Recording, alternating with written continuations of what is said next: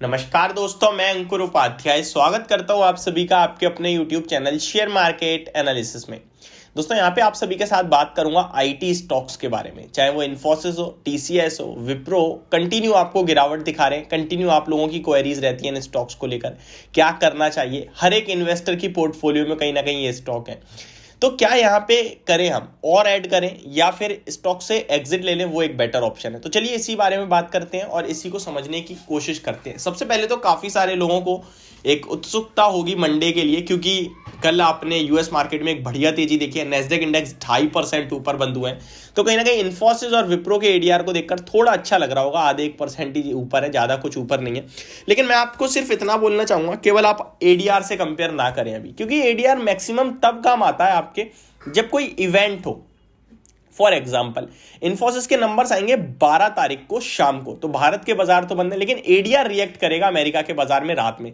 तो जितना ADR positive या नेगेटिव रिएक्ट करे ना, उतना आप समझ लो कि जो 13 जैन को इन्फोसिस का शेयर रिएक्शन देने वाला है, तब एडीआर काम करता है। अच्छा, अभी इस स्टॉक के बारे में बात करें उससे पहले मैं आपको एक चीज बताना चाहता हूं कि आप अगर इन्वेस्टर हैं और इन्फोसिस, टीसीएस, विप्रो, एचसीएल टेक, टेक महिंद्रा अगर आपकी पोर्टफोलियो में है और आप डर रहे हो, तो मैं बता दूं ये वो स्टॉक है जो हर एक म्यूचुअल फंड के भी फेवरेट है। ये blue chip large cap stocks हैं जिन्हें म्यूचुअल फंड प्रेफर करते हैं खरीदना। अगर भरोसा नहीं है तो आप इनकी शेयर होल्डिंग पैटर्न में जाके देख सकते हैं, जहां पे आपको क्लियरली विजिबल होगा कि अच्छी खासी शेयर होल्डिंग डीआईआईज और एफआईआईज के पास है। यहां पे मैं एक एक करके सारे स्टॉक्स की आपको पहले तो शेयर होल्डिंग पैटर्न बताना चाहूंगा, क्योंकि रिटर्न्स में बताऊंगा तो आप खुद देख सकते हो। चार्ट्स पे, बड़े चार्ट्स पे देखोगे, एक साल नो डाउट कंसोलिडेशन में निकला है, रेंज बाउंड रहा और गिर रहा है नीचे। लेकिन 2 साल के रिटर्न देखोगे तो कहानी कुछ और है, 5 साल की कुछ और है, 10 साल की कुछ और है, और जितना बड़ा करोगे कुछ और कहानी निकल के आएगी। बड़ा पैसा बना है यहाँ पे, ऐसे ये नहीं बन गई।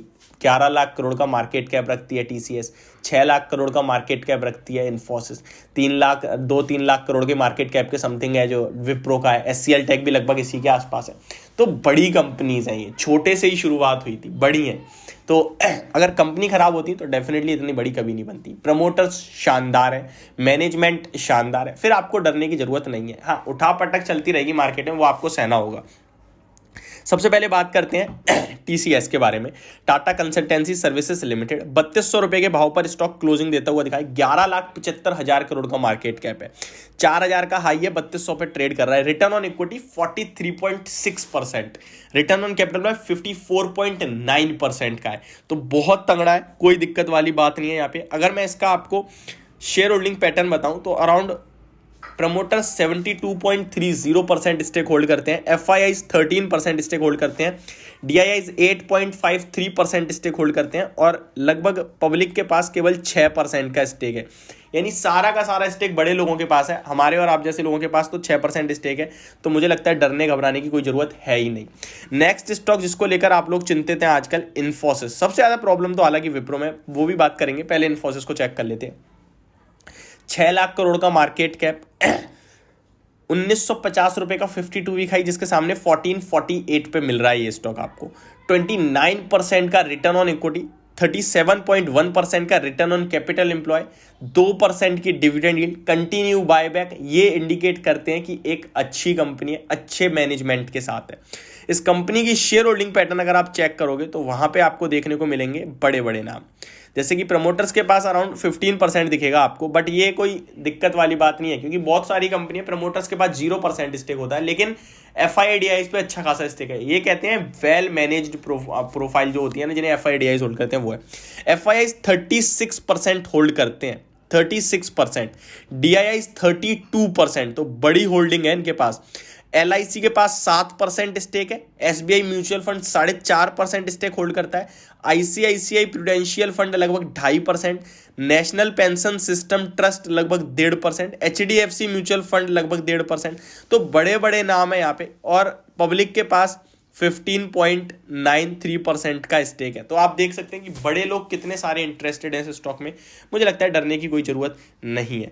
नेक्स्ट विप्रो को लेकर काफी सारे लोगों के मन में प्रॉब्लम्स हैं। देखिए, टेक्निकली वीक है, नंबर्स कैसे आएंगे मुझे नहीं पता है, हो सकता है चार्ट से 340 चला जाए, बट लॉन्ग टर्म में 340 वाला 600 भी होगा, 600 वाला अगर 340 हो रहा है तो 340 वाले 600 भी होगा, और ये जो 1-1.5 साल में गिरा है ना वो 6 महीने में बढ़ जाएगा। मेरे से लिख के ले लो, देख लेना, जब तेजी बनेगी तो 6 महीने में भाग जाएगा स्टॉक, किसी के हाथ नहीं आएगा। फिर रोते रहना यार 300 पे खरीद लेते, 400 पे खरीद लेते, 500, फिर रोते रहते हैं बस। ठीक है, अब देखिए 2 लाख करोड़ का मार्केट कैप, 20 की रिटर्न ऑन इक्विटी, 21 का रिटर्न ऑन कैपिटल, 1.5% की डिविडेंड यील्ड, 130 की बुक वैल्यू, बहुत सस्ता स्टॉक मिल रहा है आपको, ये बहुत सस्ता। इस स्टॉक की मैं अगर आपको शेयर होल्डिंग बताऊं तो प्रमोटर्स अराउंड 73% स्टेक होल्ड करते हैं, FII 6.58%, DII 7.96%, public 12% stake hold करती है। तो यहाँ टेंशन लेने की कोई यहाँ भी जरूरत नहीं है, जिसमें से JP मॉर्गन लगभग 2.5% होल्ड करते हैं, पब्लिक के पास केवल 9.5% रह गई। तो पब्लिक के पास तो कोई स्टेक ही नहीं है, तो मुझे लगता है क्या टेंशन लेनी है। नेक्स्ट SCL टेक को भी देख लेते हैं। SCL टेक की बात करें तो यहाँ पे स्टॉक आपके लिए 1033 पे बंद हुआ है, 1360 का हाई है, 22% का रिटर्न ऑन कैपिटल एम्प्लॉय है, 25% का रिटर्न कैपिटल 22% का रिटर्न ऑन इक्विटी है, 25% का रिटर्न ऑन कैपिटल एम्प्लॉय है, बुक वैल्यू 226 की है, और प्राइस टू अर्निंग 20 पे ट्रेड कर रहा है स्टॉक आपके लिए। 2,80,000 करोड़ का मार्केट कैप है। शेयर होल्डिंग पैटर्न चेक करेंगे हम, प्रमोटर 60%, FII 17%, DII 16%, पब्लिक के पास केवल 5% स्टेक। तो इससे अच्छा क्या ही होगा। एक और स्टॉक है लार्ज कैप में, टेक महिंद्रा, इसको लेकर भी चेक करें जरा। 986 पे मिल रहा है, 1700 का हाई है, आधा रह गया है, 21.5% का रिटर्न ऑन इक्विटी है, 26.6% का रिटर्न ऑन कैपिटल एम्प्लॉय है। कोई टेंशन वाली बात ही नहीं लगती मुझे यहाँ पे। अगर वापस जाऊँ मैं इसकी भी शेयर होल्डिंग पैटर्न को देखने तो 35% प्रमोटर्स, 28% FIIs, 23% DIIs, 12% पब्लिक। तो कहाँ से कहाँ तक टेंशन दिख रही है, मुझे कहीं नहीं दिखी, होप आपको भी नहीं दिखी होगी। अगर दिखती है तो कमेंट करिए, मैं बात करूंगा उसके ऊपर। Thank you so much for watching this video, have a great day.